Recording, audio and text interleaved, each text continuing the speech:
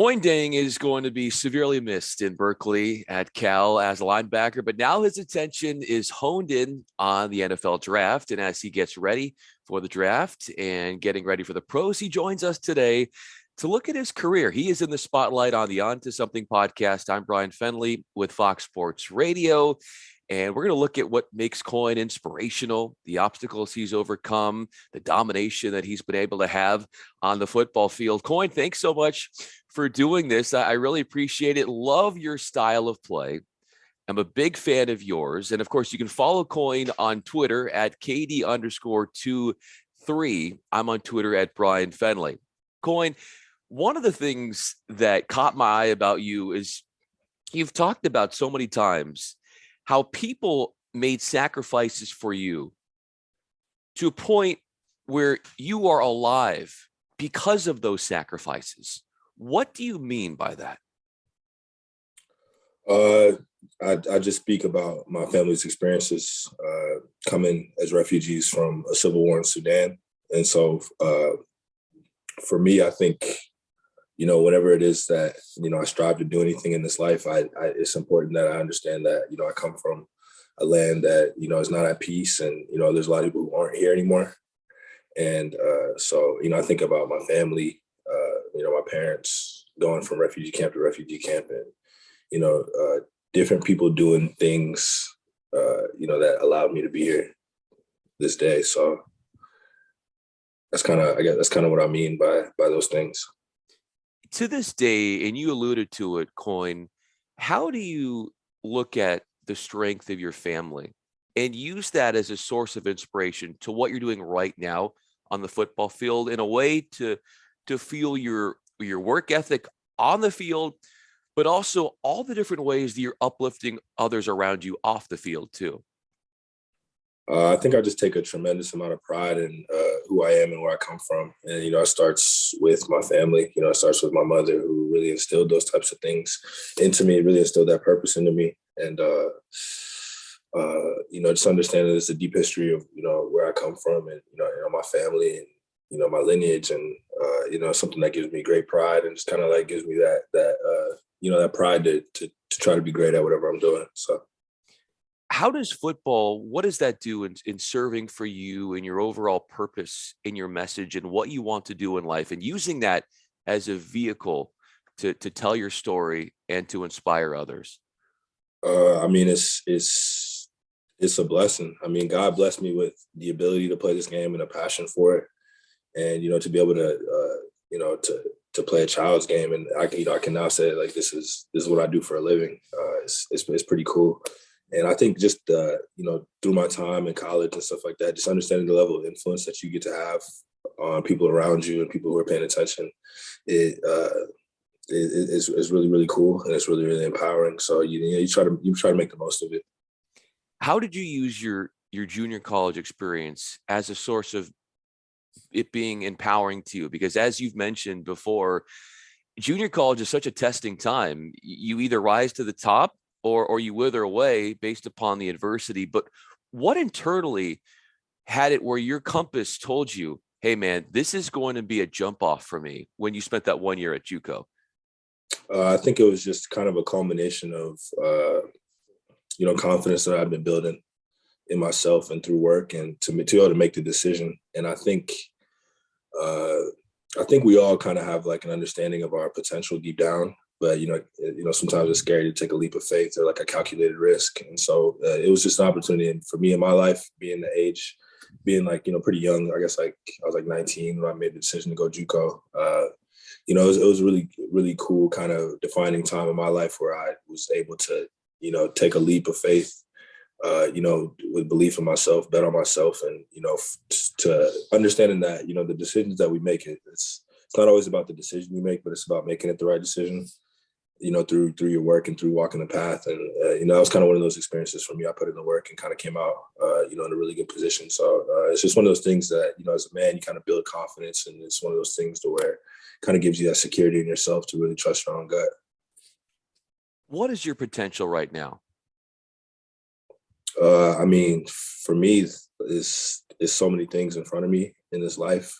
So many things, that that, that I'll be able to do, and so many people I'll get to touch, and so many things I'll get to see. So I think for me, like just in the short term, I want to be the first South Sudanese person ever drafted into the NFL.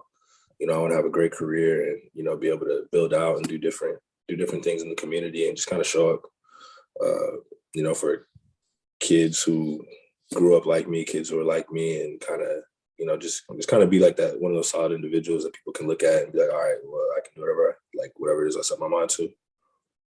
As much as you appreciated all the relationships and the coaches and your experience in Berkeley, what made now the time for you to go pro?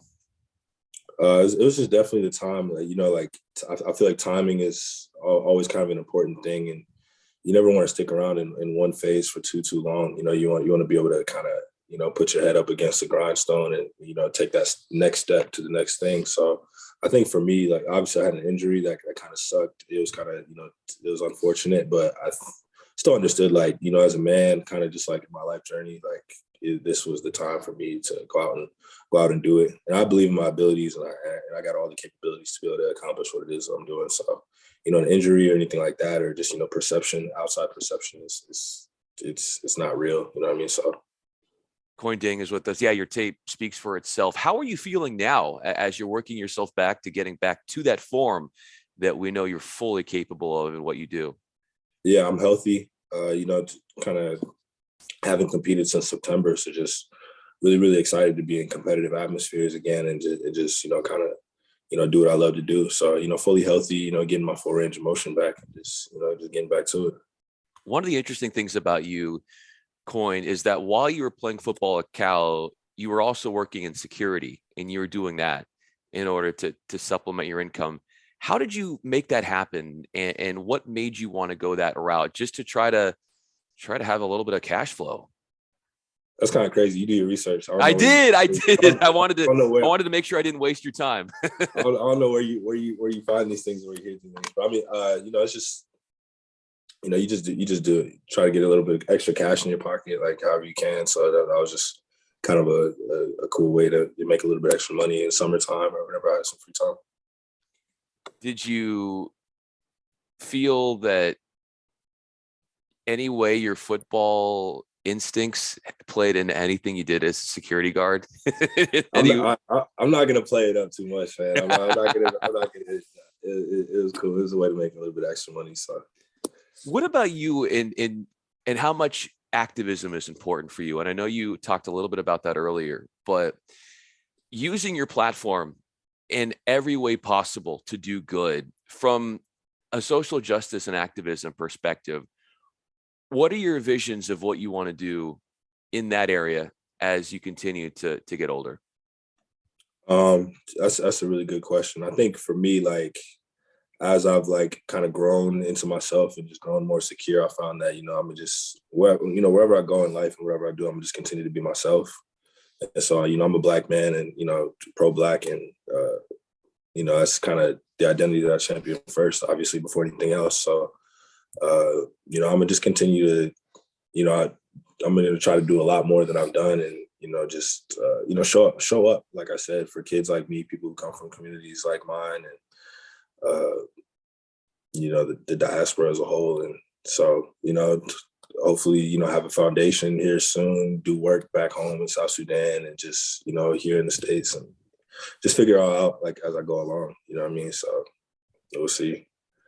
If you were to take a 3-minute clip of your best plays while at Cal, and like you had the decision, you were in the editing room and you said, all right, here is my highlight film of 3 minutes, just chopped up of highlight after highlight of your best plays. What am I going to see when I watch that video? You're going to see everything.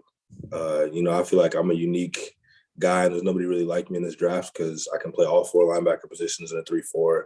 I can play all 3 in a 4-3. I could be a defensive end if you wanted me to. So it's like I feel like I can play all over the front.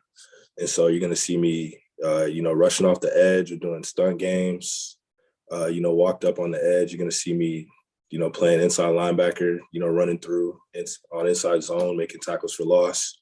You're going to see me running with tight ends and receivers, breaking up passes, QB spying, all different types of things. So you're going to see a lot of different things, and you'll see me making plays from all different places on the field. What am I going to see a lot of in the lead up to the draft? And as you get yourself out there in front of scouts, in front of coaches, you do showcase events and you get the word out about you. How are you going to maximize these next couple months just to get yourself out there in the best way possible? That's an interesting question. I mean, I guess, it's going to be a lot of work behind the scenes. So you probably won't see a lot. I'm gonna just be working and honing my craft. And I guess whenever those things do come to light, I feel like I'm just going to test really well, athletically, and, just impress people. I think having an injury in the time that I did have it, it's kind of like these next couple of months will be my time to remind people like who I am as a football player. And I got the utmost confidence in my ability. So to just kind of be a reminder. What will you be most nostalgic about when it comes to your Cal career and your favorite moments and being in the locker room and the teammates that you celebrated wins with? I think I'm really just gonna be nostalgic about the locker room. I mean, Cal is like a really unique place, and just the locker room is so tight. There's so many just solid individuals and just so many bright guys who are going to do so many great things in life. People who are going to have long NFL careers, the type of dudes who are going to start companies, like the type of dudes who are going to, be like community staples wherever they are. So like, I feel like I was around a lot of those type of dudes, and that was really, really cool. And, for me to come from JUCO, I was at Cal for 3 years and was able to be a 2-time captain. That was kind of the honor of a lifetime, because the type of guys in that locker room, there's so many people who are, deserving of those type of things, being a captain and, being a leader. And I guess for me to be able to kind of be looked at that way around those type of guys, like it was an honor. So I think really the locker room and, kind of leaving the program, in a place where it's continuing to build, and under Coach Wilcox, the heights that they'll be able to reach is really cool. And, I'll be excited to go back to games and just see what these guys do. What was your favorite game that you played in? My favorite game that I played in, that's tough. I mean, there were a lot of like just different ones that were different moments that were fun for different reasons. Like, 2019 going to Washington and having a rain delay and playing until like 2 a.m. or whatever, Yes. whatever it was, and, getting that win, or, trying to think of a few more kind of like that, beating Stanford, at their place, and, them storming the field, winning the Red Box Bowl.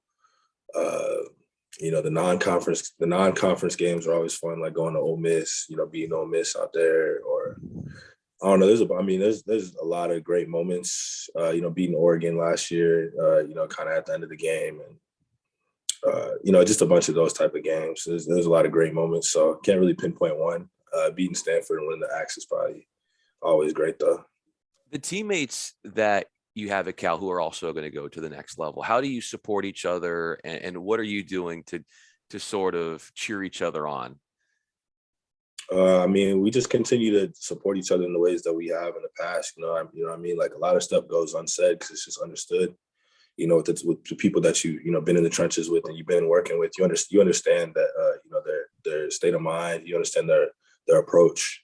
So a lot of things go unsaid, but it's also tapping in, figuring out how everything's going. I just got off the phone with a couple of the guys who are doing draft training and doing stuff like that, different places in the United States. And, just staying tapped in, continue to support each other. And when we all get back, it'll be like a family reunion. We'll just make a show out of it. Well, your career has been a show, and I look forward to seeing that show go on the road at the professional level and do big things. You have it within you, and I can't wait to see it. And it's going to happen before we know it. Kuony Deng, I'm Bryan Fenley. Kuony, thanks for doing this, man. I really appreciate it. No doubt, man. It was a lot of fun. You definitely do your research. So.